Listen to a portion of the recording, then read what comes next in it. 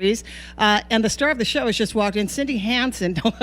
Good morning. You don't have to give up your chair, gentlemen. Just have a seat. No, Cindy will stand in the wings because she's support help.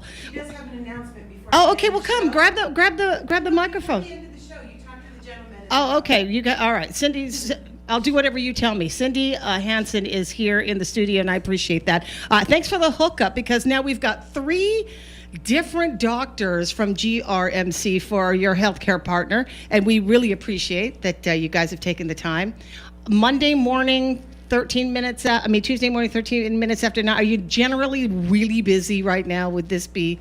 Because you guys sound like a gang, by the way. Let me just read off their titles.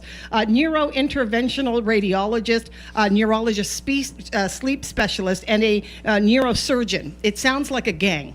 It sounds like a gang of a specialty clinic over at GRMC. First of all, let's say hello to Dr. Scott Shay. How are you? Doing well. Nice to have you. He is the neurointerventional radiologist, and then we've got Dr. Nyame. That's correct. Nyame. Do they call you Dr. Kwasi? Kwasi, is that best to call you Kwasi? Yes, Kwasi is cool. Yes. And then we've got Dr. Justin Hale, who is a neurologist sleep specialist. Yes, ma'am. Good morning. How you doing? Doing well. It's good to see you guys. I called you a group, a gang, sort of like, but you're all sort of in the same clinic, That's correct. and you all rely on each other. Correct, Kind yes. of. So Okay. we're all board Give me a- certified, and we're all somehow related to the neurology, neurosurgery arena. Okay. Give me a scenario where you work together. How do you work together? So in many instances, there's problems in the brain with blood vessels that will require my expertise. But in addition, we had a case recently where there was a vascular malformation that required embolization and then surgical removal of the blood clot and the residual tangle of abnormal blood vessels. And we also oftentimes consult a neurologist who's the great cerebrator who can advise us on optimizing medical therapies, treatment strategies, and also initiating complex workups for some diagnostic dilemmas where we're not sure what's going on with the patient. The neurologist will kind of sort things out for So you us. guys sort of seek each other's specialties out for conversation about a specific case, but you do things completely different than anybody else. I mean, you are. I'm assuming your specialty is non-invasive, so you do something completely different. Your technology is completely different. Yeah, so when it comes to brain interventions, the neurosurgeon will actually, more often when they get involved, they actually remove part of the skull and dive into the brain Right. to fix something. I try to come in from a artery or a vein in the periphery, usually from the top of the leg artery, sometimes the top of the leg vein, sometimes from the arm vessel. But I kind of crawl in and do my work in a minimally invasive fashion. Oftentimes I need general anesthesia, but it's basically a Band-Aid procedure. So would this then be relatively new compared to the other specialties because of the technology? Correct. So how new are we talking about? So- What is new in the field? So we've been treating some brain aneurysms for over 20 years now, 25 years with the minimally invasive techniques. As far as stroke interventions, when there's a blood clot blocking an artery in the brain, the literature now supports treating a brain attack like a heart attack, trying to open up the vessel emergently. And that's been only for about 4 or 5 years. All right. Prior to that, there was no direct evidence that helped. But that's Okay. That's no longer the case. So in comparison, would you say, and you jump in here anywhere that you want to, in comparison, would it be the preferred procedure if a person had a choice? Oftentimes, yes. Okay. When it comes to ruptured aneurysms. Well, I mean, the procedure is non-invasive. One would Or minimally prefer invasive. It's minimally. invasive, Okay, but it's minimally okay, invasive. minimally invasive, which means that there's less recovery time. It would seem to. Correct. Okay, logically that would make sense. Okay. Typically, the surgical approach is an option, but with the endovascular approach, which is what he does, patients leave the hospital much quicker. Right. There is less overall cost to the system. And so it makes sense financially and for the patient's health care and well benefit. Now, there are certain cases where the endovascular or coiling method, which is what he does, may not be the best case. And so we discuss amongst ourselves, Right. all three of us, and What the figure best out procedure what the would best be? procedure I would see. be. I Exactly. see. And so that's Okay. how we work together as a team. Right. And so he mentioned the case that actually required all three of us to come together, and that was the patient that had a vascular lesion in the brain. The patient presented with a seizure, and so Dr. Hale was one of the first persons to intervene because that's his specialty. After the seizure, she had a large bleed in the brain, and so it becomes an emergency because the brain only has so much room, and so if there's a large bleed, if you don't create enough space for the bleed to be evacuated, the patients will either die or become very sick to the point where they're not able to function. Now, are we referring to the patient Madonna? Is that necessarily the patient? But there is a case. Which one of you? On that video, the YouTube video that I was watching. Actually, Dr. Shay and Dr. Hale. Okay, the patient named Madonna, whose video plays in one of the waiting rooms up there that I sat and watched her story about the quick intervention, and that I think is what the reputation is at GRMC. You have the specialty that's available right here down the street. When never before, Guam had had the service much less consistently. Well, one of the things that makes us unique is that you have all three specialties in the same room. Yeah. And so you don't have to go seek out, the other specialists. We're right there. And so when a patient comes in and we need decisions to be made quickly, we're able to do that in a very time-efficient manner. Okay. Now, Dr. Hale, you've been here for how long now? 4 years. 4 years. And now I understand that you were Guamanian before you actually moved here. Something like that. Okay. You want to tell us your story, your roots Sure, on sure. Guam? Yeah, well, I guess my grandfather flew missions over Guam, landed on several of the islands, Pacific Islands during the war. And then just happened that my father also came out in the late 70s during his time in the Navy. He was on the Proteus. Oh, okay. He met my mom, who was out here with her first job out of college, teaching at Barrigada Junior High. Wow. This was 1978, 77. What is Barrigada Junior High now? Antillon. Oh, Antillon. Yeah. Okay, cool. And so they got married, or actually went back to the States, got married, and then I came along later, but I had pictures of Two Lovers Point on the wall that I was always looking at. Oh, so you already... So I had a sense of Guam. Yeah. I So it wasn't foreign territory when you came here necessarily then? not necessarily. Yeah. It was somewhere in my imagination Yeah. before I came out. But finally, just 4 years ago, I got to visit Guam for the first time, and so it's been great so far. Yeah. Where are you from, Dr. Kwasi? I was born in Ghana, West Africa, a place very similar to Guam. Yeah. In terms of You mean the climate? the climate, the people, the atmosphere, the land, very rural. I farmed as a child. I played in climbing trees. I picked up palm trees.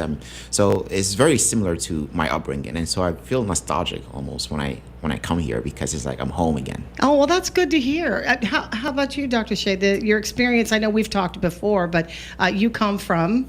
I was born in California, but when I was a kid, I spent my formative youth years, younger age, in Panama Canal Zone. Okay. So it's kind of similar to here as well, as far as the climate. So when they told you, hey, listen, you guys are going to do the startup, you're going to come and do this for us and try to make a mark, it wasn't unfamiliar territory. It's just by coincidence that all three of you had some kind of relationship with the tropics, or in your case, with the culture. Yeah. Yeah, it was It a was great. easy. It was a great opportunity to come and start something new. Yeah. And it's and filling in a service that was not available on Guam. It has never been available on Guam as far as this level of emergent stroke treatment. We're extremely fortunate. It's hard to get the message across how fortunate we are to have somebody like Scott Shay who can go in and very quickly remove clots. I mean, there are areas in the States that don't have this. Okay, but this is the new paradigm in stroke that if you have a stroke, you have to get to the hospital immediately. So that minutes count. You're losing 2 million brain cells for every minute, or 2 million for every minute that you're not getting blood to a certain portion of your brain. You're losing 2 million blood cells. 2 million neurons. And so it's very important that the sooner you get to the hospital, the better. The sooner you get treatment, the better. We've heard so many of these stories of people, looking toward this hour of need and not knowing where to go or what to do. And I think that the point that I wanted to make is, although it's GRMC, you will still take a stroke victim from any other institutions, like the Guam Memorial Hospital or Last anywhere night I else. got a call at midnight from GMH about a stroke patient. I quickly reviewed the imaging and told them to ship the patient immediately to Medical City. By the time they arrived, myself and my team we were in the ER and quickly evaluated the patient in less than 5 minutes and had him up in the OR, up in the angiography suite. Are you seeing more stroke patients just because we have such a familiarity, unfortunately, with diabetes? For example, are you seeing increased cases on Guam? Maybe, I don't know what the data suggests, per capita or. I mean, stroke is very common. It's the 5th leading cause of death, but more, and that's actually improved. There's been a vast improvement in stroke care over the years. So it used to be number 3. It's dropped to number 5 as cause of. So we're actually really good at keeping people alive. It still is the leading cause of disability. People are living years and years with disability, but we can also sometimes reverse that with the care that we're giving. And so it's very common in the States. It's very common on Guam.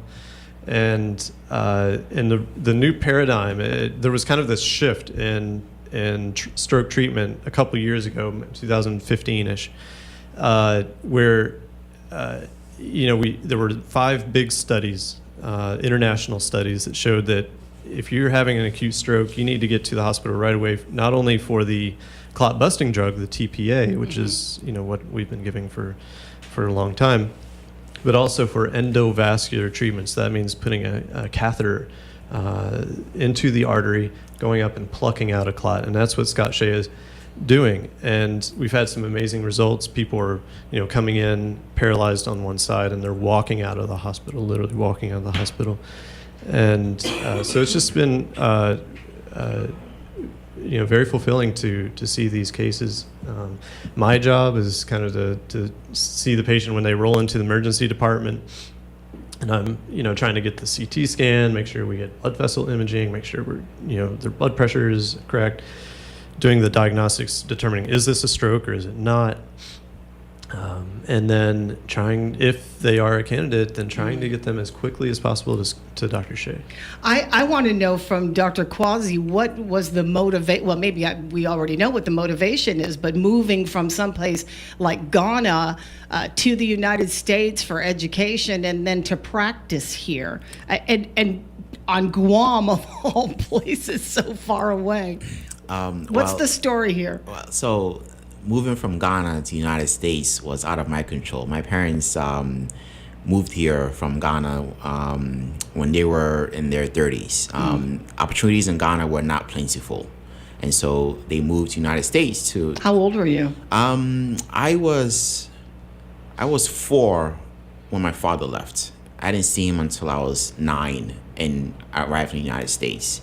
My mom left when I was 6. I didn't see her until I was 9. So I didn't grow up with my parents as a child. I grew up with grandparents and aunts and uncles for the most part. So it's a funny story. When I first met my father in the United States, he said, "Hi, I'm your father." I said, "Okay, let's go home." What's in your fridge? We look alike. Yeah, We look yeah. alike. So I mean, but parents make sacrifices for their kids, and I think that was what happened. And so when I came to the United States, I was able to learn the language because I didn't speak English. And within about, I would say, 2 months, I was acclimated to the United States culture. I went through the system, high school, college, medical school, residency.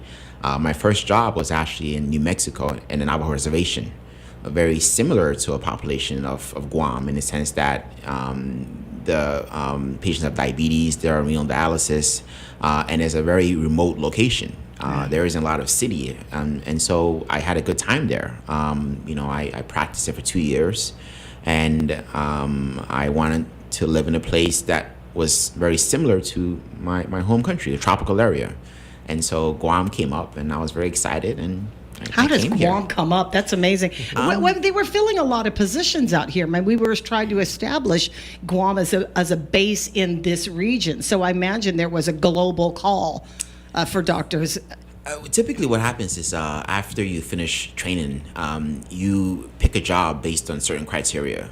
My criteria was location. And so I wanted a tropical area that had a comfortable climate that I could be happy in. I ride a motorcycle, so I wanted to be able to ride a motorcycle most of the years. And so, Do you wear a helmet? I wear a helmet all the time. Okay. A full face Check it. helmet. The doctor wears a helmet. Got it. It's very important. Wear your helmets, please. Wear your helmets. And so I chose Guam because it fit all my check boxes. Yeah. Well, how long ago was that then? So believe it or not, I actually applied for this job back in 2015 when the hospital first opened. But I think they had already picked someone. And so I ended up moving to New Mexico to work in our reservation. And so when my contract was over, this job came up again, and fortunately it worked out. I took it, exactly. Yeah. Well, it's fantastic to have such an assembly of skilled, specialized physicians at GRMC. And whenever we do these interviews, we get an inside look, because unless you have some sort of condition that will bring you there, most people will opt first to go, oh my God, what are my options away from Guam? And the fact that we've got the resources here makes all the difference, I think. In fact, a lot of the islands around the region call us and transfer patients in. Yeah. Saipan being one of the biggest contributors. So we're trying to be a regional referral center. Thus the name, Guam Regional Medical City. Did you want to say something, Cindy, before I let you go? Did you want to? You need to get to a microphone, girl. You know how this goes.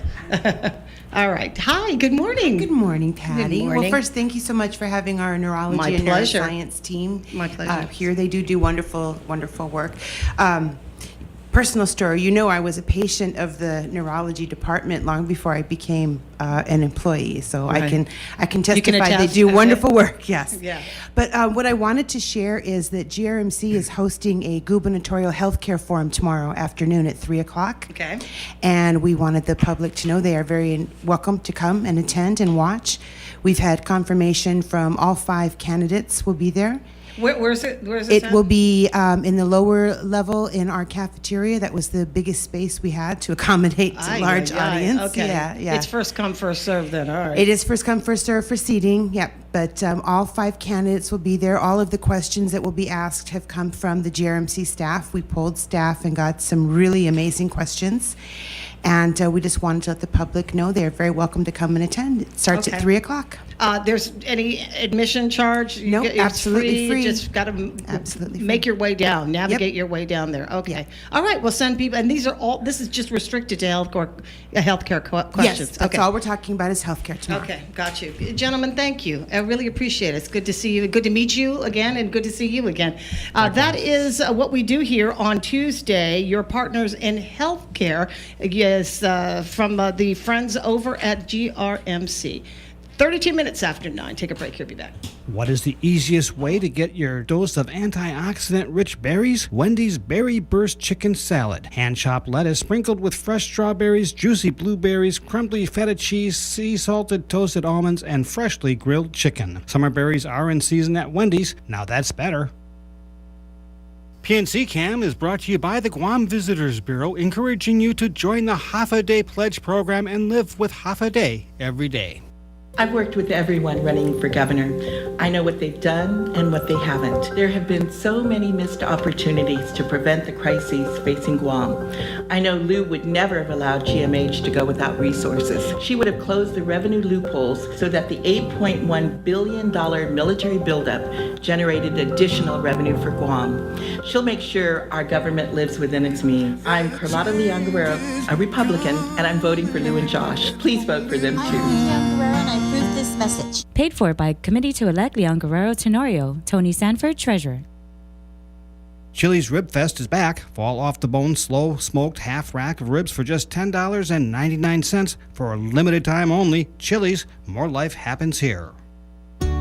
Half a day, this is Crystal from Carrier Guam Air Conditioning. For over 100 years, Carrier has been cooling the world, and for more than 30 years, Carrier has made Guam their home. You can count on us to be here for all of your air conditioning needs for all the years to come. At Carrier, you can enjoy a rebate of up to $600 with GPA's Energy Sense program on our new Carrier Infinity models. Visit our showroom in Harmon today. This Buy Local message is brought to you by Carrier Guam and Sorensen Media Group. Over 90 companies, groups, and government leaders have signed the Join the Fight Pledge. Guam Cancer Care's Join the Fight Pledge is a way to encourage our island's workforce to promote cancer awareness and help the community understand the importance of cancer screening. Guam Cancer Care works collaboratively organizing health fairs and events. If you would like to sign the Join the Fight Pledge, please contact our